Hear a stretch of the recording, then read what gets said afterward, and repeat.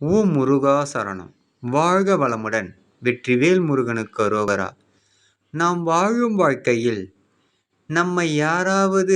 நம்மை தூக்கி எறிகிறார்கள் என்றால் நாம் கவலைப்பட தேவையில்லை.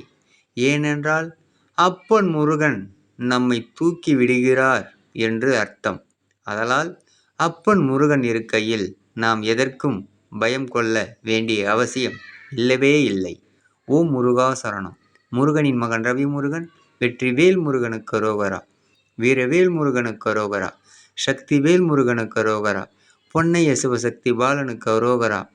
கலியுக வரதன், மண்ணாளும் நாயகன் அப்பன் முருகன் அருளால் சகல செல்வங்களும் பெற்று வளமுடன் நலமுடன் வாழ எல்லாம் வல்ல அப்பன் முருகனின் அருள் அனைவருக்கும் கிடைக்கப் பெறுக.